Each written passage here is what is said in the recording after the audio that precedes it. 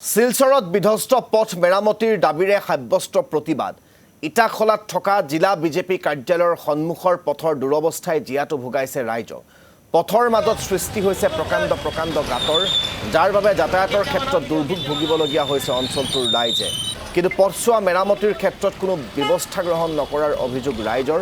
যাৰ বাবে তীব্ৰ ক্ষোভ উজাৰি প্ৰতিবাদ সাব্যস্ত কৰে স্থানীয় রাইজে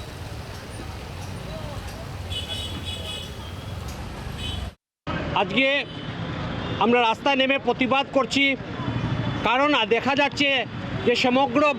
বরাক উপত্যকায় রাস্তাঘাটের যে অবস্থা সেই অবস্থা কোনো অবস্থায় মেনে নেওয়া যাচ্ছে না প্রতিটি রাস্তাঘাট ভাঙা আজকে ভারতীয় জনতা পার্টি সরকার গত 10 বছর ধরে আছে ডাবল ইঞ্জিন সরকার থাকার পরও আজকে আপনারা দেখছেন আমরা যে দাঁড়িয়ে আছি এখানে মধ্যে ভাঙা রাস্তা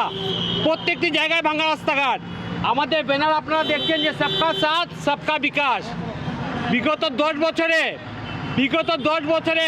কার বিকাশ হয়েছে আমরা সেটা জানতে চাই আমাদের জনগণের তো কোনো ধরনের কোনো বিকাশ হয়নি কিন্তু আমরা দেখতে পেরেছি যে গত 10 বছরে এখানে যারা শাসক দলের নেতাদের ওদের কিন্তু বিকাশ জরুর হয়েছে যারা বিগত 10 বছর আগে যারা স্কুটার এবং মোটরসাইকেল নিয়ে ঘুরতেন ওরা আজকে ফরচুনার নিয়ে ঘুরছেন ওদের বিকাশ হয়েছে কিন্তু আমাদের রাস্তাঘাটের কোনো ধরনের কোনো বিকাশ হয়নি আমাদের দাবি